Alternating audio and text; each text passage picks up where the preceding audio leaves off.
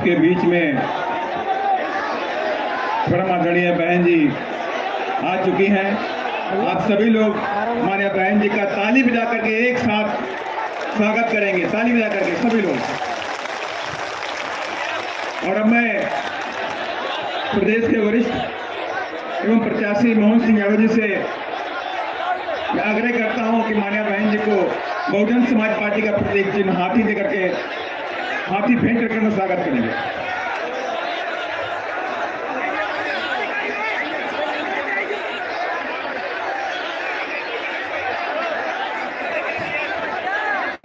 Bahujan Samaj party की राष्ट्रीय अध्यक्ष,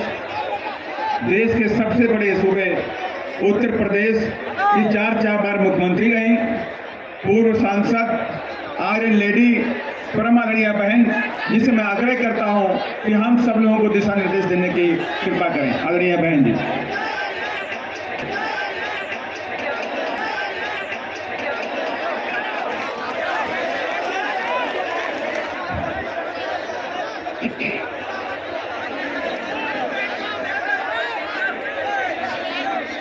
चुनावी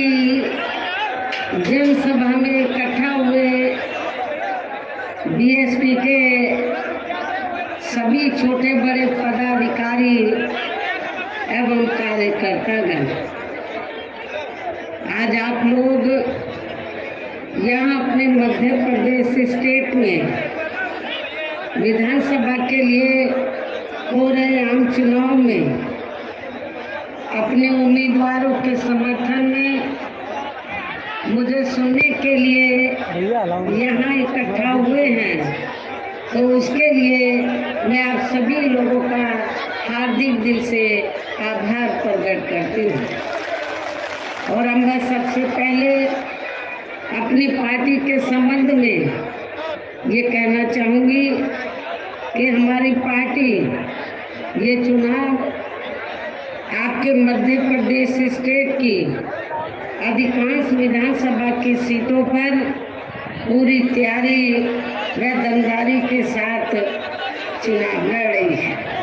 अर्थात हमारी पार्टी ने इस चुनाव में यहाँ केवल गोंडवाना गणतंत्र पार्टी को छोड़कर अन्य किसी भी पार्टी के साथ किसी भी प्रकार का कोई चुनावी समझौता आदि नहीं किया है। इसके साथ ही हमने बीएसपी से जुड़ने की तादाद को ध्यान में रखकर फिर उसी अनुपात में ही यहाँ सब समाज के लोगों को टिकट भी दिए हैं। लेकिन अब मैं इस हो रहे विधानसभा चुनाव में आप लोगों का ध्यान अपनी पार्टी बीएसपी को कामयाब बनाने के लिए कुछ जरूरी बातों की तरफ दिलाना चाहती हूँ। और इस संबंध में सबसे पहले मैं आप लोगों को ये कहना चाहूँगी कि अपने देश को आज़ाद हुए व भारतीय संविधान को भी लागू हुए अब यहाँ बरसों बीत चुके हैं, और इस लंबी अवधि में केंद्र व आपके प्रदेश में भी यहाँ विभिन्न विरोधी पार्टियों की सरकारें रही हैं। लेकिन दुख की बात यह है कि इस दौरान यहाँ सभी विरोधी पार्टियों की रही सरकारों में आपके प्रदेश सहित पूरे देश में भी सर्व समाज में से विशेषकर दलितों, आदिवासियों, पिछड़े वर्गों, मुस्लिम व अन्य धार्मिक अल्पसंख्यकों के साथ साथ गरीबों, मजदूरों, किसानों, छोटे व्यापारियों एवं अन्य मेहनतकश लोगों का भी पूर्ण रूप से विकास व उत्थान आदि नहीं हो सका है। जिनकी सरकारों की नीतियों व कार्यशैली को अब इन्हें और ज्यादा आजमाने की जरूरत नहीं है। और इस मामले में खासकर मैं दलितों, आदिवासियों व अन्य पिछड़े वर्गों के लोगों को ये भी बताना जरूरी समझती हूँ कि इन्हें परम पूज्य बाबा साहब डॉक्टर भीमराव अंबेडकर के कड़े संघर्ष एवं अथक प्रयासों से भारतीय संविधान के तहत मिले कानूनी अधिकारों में से खासकर सरकारी नौकरियों में जो आरक्षण की सुविधा मिली है, तो उसे भी यहाँ शुरू से ही इन वर्गों के प्रति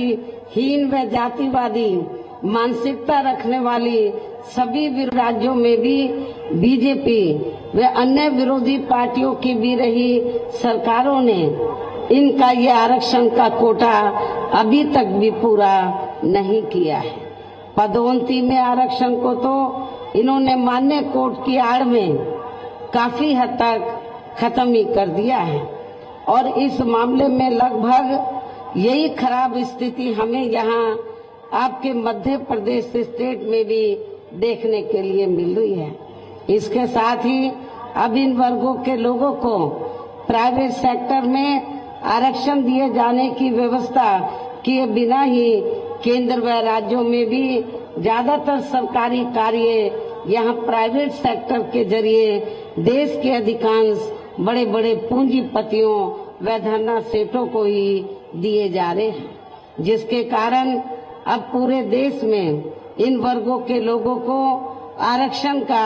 बहुत कम ही लाभ मिल पा रहा है और इससे अब पूरे देश में दलितों व आदिवासियों के साथ साथ अन्य पिछड़े वर्गों को भी काफी ज्यादा नुकसान हो रहा है। जबकि अन्य पिछड़े वर्गों के लोगों को ये भी मालूम होना चाहिए कि इन्हें मंडल कमीशन की रिपोर्ट के तहत आरक्षण की ये सुविधा केंद्र में कांग्रेस पार्टी की रही सरकार में नहीं मिली है, बल्कि बीएसपी के कड़े संघर्ष एवं अथक प्रयासों से ही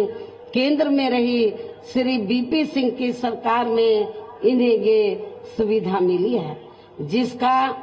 अब यहाँ जातिवादी विरोधी पार्टियों की सरकारें इन्हें पूरा लाभ नहीं दे पा रही हैं। और यहाँ मैं आप लोगों को ये भी बता देना चाहती हूँ, अब चुनाव के दौरान खास तौर से कांग्रेस पार्टी के बड़े नेता ये कहते हैं कि अति पिछड़े वर्ग को पूरा लाभ दिलाने के लिए जातीय जनगणना होनी चाहिए, जातीय जनगणना। लेकिन शायद इन्हें ये मालूम होना चाहिए और अपने लोगों को भी ये मालूम होना चाहिए कि जब अंग्रेजों के जाने के बाद केंद्र में लंबे अरसे तक कांग्रेस पार्टी पावर में रही, तो कांग्रेस पार्टी की हुकूमत के दौरान सबसे पहले पिछड़े वर्ग के लोगों को आरक्षण देने के लिए तो जो सर्वे हुआ था, काका कालेलकर की रिपोर्ट आई, उसे कांग्रेस पार्टी की सरकार ने उस समय लागू नहीं किया। उसके बाद मंडल कमीशन की रिपोर्ट आई, उसे कांग्रेस पार्टी की सरकार ने लागू नहीं किया। तो जो कांग्रेस पार्टी अति पिछड़े वर्गों की मंडल कमीशन की रिपोर्ट को जिसने लागू नहीं किया, काका कालेलकर की रिपोर्ट को लागू नहीं किया, आज वो चुनाव के दौरान पिछड़े वर्गों की वोट लेने के लिए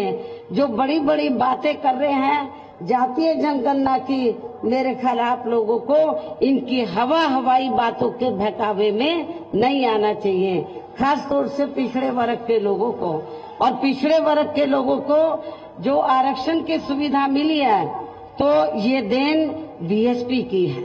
बीएसपी के अथक प्रयासों से श्री बीपी सिंह की सरकार में तो ये सुविधा इन्हें मिली है। इसके साथ ही श्री बीपी सिंह की सरकार में इन वर्गों के मसीहा परम पूज्य बाबा साहब डॉक्टर भीमराव अंबेडकर को भी यहाँ भारत रत्न की उपाधि से सम्मानित किया गया है, जिसके लिए वो हर प्रकार से पात्र भी थे। यानी कि कांग्रेस पार्टी ने लंबे अरसे तक पावर में रहकर बाबा साहब को भारत रत्न की उपाधि देना उचित नहीं समझा। तो ये बीपी सिंह की सरकार में बीएसपी के अथक प्रयासों से बाबा साहब डॉक्टर अंबेडकर को इस उपाधि से सम्मानित किया गया, जो बहुत पहले ही इनको ये सम्मान मिल जाना चाहिए था, जिसके लिए विशेषकर इतना जो डिले हुआ, तो जिसके लिए विशेषकर कांग्रेस पार्टी प्रमुख तौर से जिम्मेवार व कसूरवार भी है। इससे इन वर्गों के प्रति इस पार्टी की हीन व जातिवादी मानसिकता साफ झलकती है जिसने फिर इनके कारवां को आगे बढ़ाने वाले हर मामले में समर्पित व्यक्तित्व मान्यवर श्री कांशीराम जी के देहांत होने पर केंद्र में रही इसी कांग्रेस पार्टी की सरकार के चलते एक दिन का भी राष्ट्रीय शोक घोषित नहीं किया गया था। इसे भी आप लोगों को याद रखना चाहिए। यहाँ मैं इन वर्गों के मामले में ये भी कहना चाहूंगी, केंद्र द्वारा देश की लोकसभा व राज्य विधानसभाओं में महिलाओं को जो 33% आरक्षण देने की व्यवस्था की गई है, तो उसमें SC, ST व OBC वर्गों की महिलाओं को अलग से कुछ भी आरक्षण नहीं दिया गया है। इतना ही नहीं, बल्कि इन वर्गों के लोगों को जुल्म जाति से निजात दिलाने के लिए जो भी अनेकों नियम व कानून आदि बने हैं, तो उन पर भी केंद्र व अधिकांश राज्यों की भी सरकारें सही से अमल नहीं कर पा रही हैं, जिससे अब यह खासकर दलितों व आदिवासियों के ऊपर शोषण करने वाले लोगों का मनोबल और भी ज्यादा बढ़ रहा है। और ये सब हमें यहाँ आपके मध्य प्रदेश स्टेट में भी काफी कुछ देखने के लिए मिल रहा है। इसी प्रकार हमें पूरे देश में मुस्लिम व अन्य धार्मिक अल्पसंख्यक समाज के लोगों की भी हालत कोई खास अच्छी नजर नहीं आती है, जिसका काफी कुछ खुलासा केंद्र सरकार की सच्चर कमेटी की रिपोर्ट में भी किया गया है। इनके साथ साथ अपर कास्ट समाज में से खासकर गरीब लोगों की भी आर्थिक स्थिति अभी भी पूरे देश में यहाँ काफी ज्यादा खराब व दयनीय ही बनी हुई है। इनके अलावा आपके प्रदेश सहित पूरे देश में सर्व समाज में से विशेषकर यहाँ गरीब, मजदूर, किसान, कर्मचारी, व्यापारी एवं अन्य मेहनतकश लोग भी अपनी विभिन्न समस्याओं को लेकर अभी भी हमें काफी ज्यादा दुखी ही नजर आते हैं। और इनमें से किसान वर्ग तो केंद्र की वर्तमान भाजपा सरकार द्वारा बनाई गई गलत नीतियों के कारण काफी ज्यादा परेशान व आंदोलित भी रहा है। लेकिन इन सब की मुख्य वजह हमारी पार्टी केंद्र व आपके मध्य प्रदेश स्टेट में भी यहाँ अब तक रही सभी विरोधी पार्टियों की सरकारों की जातिवादी, पूंजीवादी व संकीर्ण मानसिकता के तहत बनाई गई उनकी गलत नीतियों एवं गलत कार्य प्रणाली को ही काफी हद तक जिम्मेवार मानकर चलती है। और इस मामले में खासकर इनकी गलत आर्थिक नीतियों की वजह से ही आए दिन यहाँ पूरे देश में गरीबी, बेरोजगारी व महंगाई आदि भी काफी ज्यादा बढ़ रही है। हालांकि इस मामले में शुरू से ही हमारी पार्टी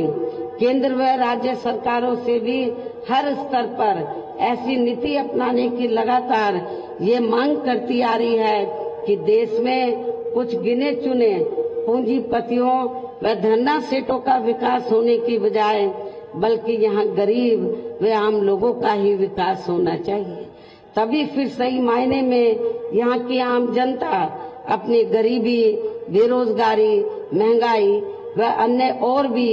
समस्याओं से काफी हद तक निजात पा सकती है। इसके साथ साथ अब अपने देश में भ्रष्टाचार भी हर स्तर पर काफी ज्यादा बढ़ रहा है, जिससे आपका खुद का अपना मध्य प्रदेश स्टेट भी अछूता नहीं रहा है। और इन सब के लिए हमारी पार्टी आजादी के बाद से लेकर अभी तक केंद्र व देश के अधिकांश राज्यों में तथा आपके खुद के अपने मध्य प्रदेश स्टेट में भी ज्यादातर सत्ता यहाँ गलत पार्टियों में से खासकर कांग्रेस, बीजेपी व इनकी सहयोगी पार्टियों के हाथों में ही आने को मानकर चलती है। और इन सभी विरोधी पार्टियों को हमारी पार्टी इसलिए भी जिम्मेवार मानकर चलती है क्योंकि आजादी के बाद से लेकर अभी तक लगभग ये सभी विरोधी पार्टियां केंद्र व देश के अधिकांश राज्यों में भी ज्यादातर यहाँ बड़े बड़े पूंजीपतियों व धन्ना सेठों की ही आर्थिक मदद से सत्ता में आती रही हैं। और सत्ता में आ जाने के बाद फिर ये पार्टियां अधिकतर मामलों में अपनी आर्थिक एवं अन्य सभी नीतियां यहाँ आम जनता की समस्याओं को दूर करने के हिसाब से तैयार नहीं करती हैं, बल्कि देश के उन बड़े बड़े पूंजीपतियों व धन्ना सेठों को फायदा पहुंचाने के हिसाब से अपनी अधिकांश नीतियां तैयार करती हैं, जिनके धन व बल से चुनाव लड़कर ज्यादातर ये पार्टियां केंद्र व आपके राज्य सहित देश के अन्य राज्यों में भी अभी तक यह सत्ता में आती रही हैं, जिसके कारण अब पूरे देश में व आपके खुद के अपने प्रदेश में भी अभी भी हमें यहाँ सर्व समाज के लोग अधिकांश मामलों में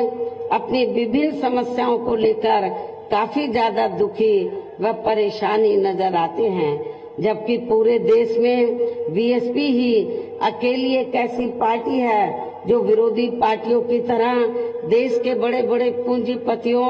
व धन्ना सेठों की आर्थिक मदद से नहीं, बल्कि अपनी पार्टी के ही आम कार्यकर्ताओं की आर्थिक मदद से चुनाव लड़कर यहाँ केंद्र के सबसे बड़े प्रदेश उत्तर प्रदेश में 4 बार हमारी पार्टी ने अपने नेतृत्व में यहाँ सरकार भी बनाई है और हमने अपनी सभी चारों नई सरकारों में अपनी पार्टी की विचारधारा एवं सिद्धांतों के तहत चलकर वैसे तो यहाँ सर्व समाज के हितों का पूरा ध्यान रखा है, लेकिन सभी मामलों में प्राथमिकता पहले हमने वहाँ सर्व समाज में से विशेषकर उन दलितों, आदिवासियों, पिछड़े वर्गों, मुस्लिम व अन्य धार्मिक अल्पसंख्यक समाज के लोगों को तथा गरीब एवं असहाय लोगों को ही दिया है, जिनके यहाँ हर मामले में व हर स्तर पर सभी विरोधी पार्टियों की रही सरकारों में उनकी हीन, जातिवादी, संकीर्ण व पूंजीवादी सोच होने के कारण काफी ज्यादा उपेक्षा की गई है। इसके साथ साथ हमने उत्तर प्रदेश में गरीब एवं बेरोजगार लोगों को दूसरी पार्टियों की रही सरकारों की तरह मामूली सा बेरोजगारी भत्ता न देकर उन्हें बड़ी तादाद में सरकारी व गैर सरकारी क्षेत्रों में स्थायी रोजगार भी उपलब्ध कराए हैं। साथ ही गरीब भूमिहीन लोगों को खेती करने के लिए उन्हें फ्री सरकारी जमीन भी दी है, जिससे वहाँ लाखों गरीब लोगों को फायदा पहुँचा है। इसके अलावा हमारी पार्टी की नई सरकार ने वहाँ विभिन्न क्षेत्रों में लगे लोगों के साथ साथ छात्रों, युवाओं, महिलाओं व बुजुर्गों आदि के हितों में भी अनेकों महत्वपूर्ण व ऐतिहासिक कार्य किए हैं, जिनसे उन्हें काफी ज्यादा लाभ पहुंचा है। और अब विरोधी पार्टियां उसकी नकल तो कर रही हैं, लेकिन नियत साफ नहीं है, उसका फायदा उनको सही मायने में पहुंचाने में वो सक्षम नहीं है। साथ ही हमने उत्तर प्रदेश में सर्व समाज के लोगों के ऊपर किसी भी प्रकार की कोई जुल्म जाति आदि भी नहीं होने दी है, बल्कि हमारी पार्टी की रही सरकार ने वहाँ जुल्म जाति करने वाले लोगों को बिना कोई देरी किए हुए उन्हें तुरंत ही जेल की सलाखों के अंदर भेजा है, जहां हमारी सरकार में उनकी सही व असली जगह होती है, जिसकी यहाँ के प्रदेश में भी काफी सख्त जरूरत है। इतना ही नहीं, बल्कि हमारी पार्टी की रही सरकार ने यहाँ अपने देश में दलित एवं अन्य पिछड़े वर्गों में समय समय पर जन्मे हमारे महान संतों, गुरुओं व महापुरुषों में भी खासकर महात्मा ज्योतिबा फुले, छत्रपति शाहू जी महाराज, श्री नारायण गुरु, बाबा साहब डॉक्टर भीमराव अम्बेडकर एवं मान्यवर श्री कांशीराम जी आदि को भी विभिन्न रूपों में पहली बार वह पूरा आदर सम्मान दिया है, जिन्हें विरोधी पार्टियों के लोग अभी तक भी आसानी से पचा नहीं पा रहे हैं। इस प्रकार से उत्तर प्रदेश में हमारी पार्टी ने अपने सभी चारों रहे शासनकाल के दौरान वह हर मामले में व हर स्तर पर सर्व समाज के लोगों को काफी बेहतरीन सरकार दी है। और यदि आप लोग भी यहाँ अपने मध्य प्रदेश स्टेट में आम जनहित के खासकर कमजोर एवं उपेक्षित वर्गों के हितों में ऐसे ही कार्य करना चाहते हैं तो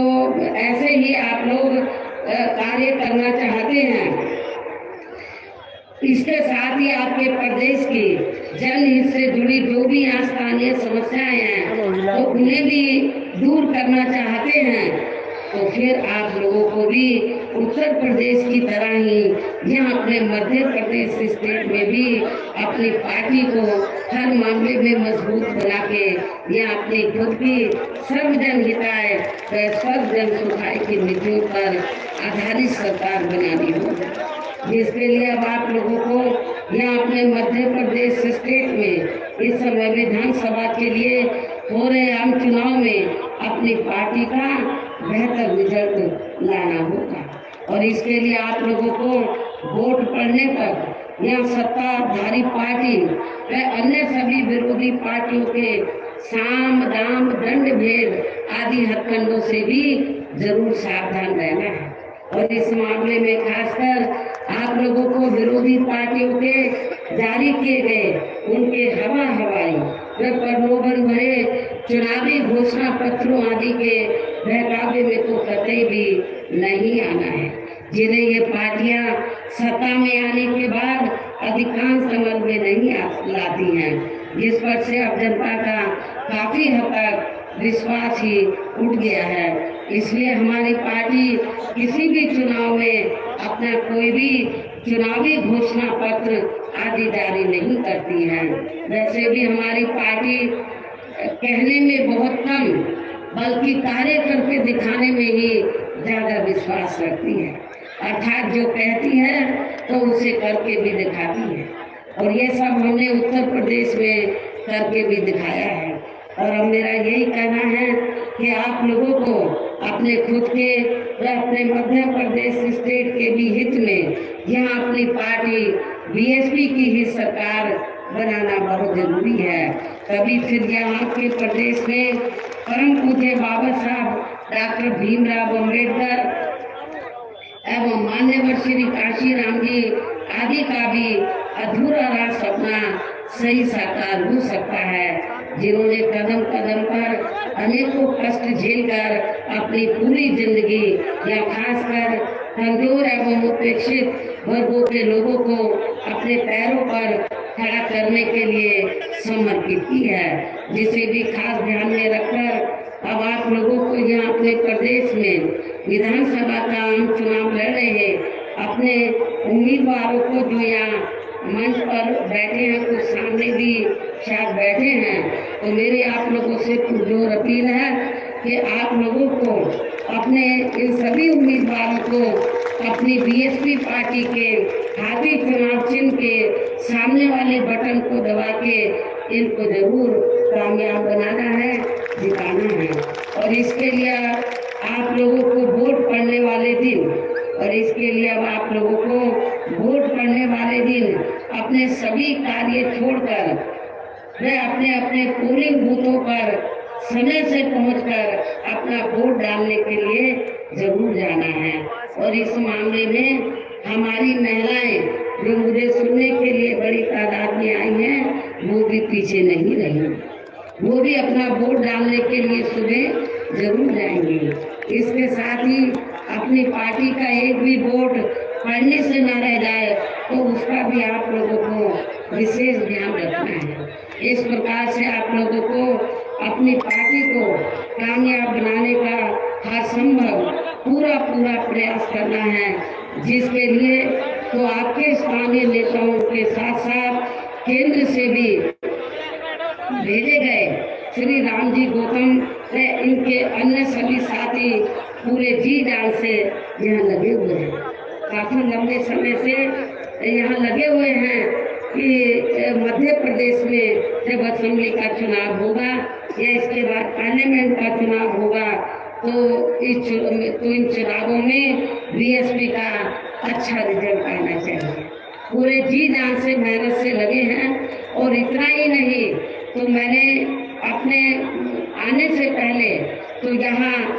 श्री आकाश आनंद को भी मध्य प्रदेश में जगह जगह भेजा है, तो उसने भी मीटिंगें ली हैं। मुझे पूरी उम्मीद है कि आप लोग इनकी मेहनत को ध्यान में रखकर तो जो भी हमने उम्मीदवार चुनाव के मैदान में उतारे हैं उनको आप लोग जरूर कामयाब बनाएंगे।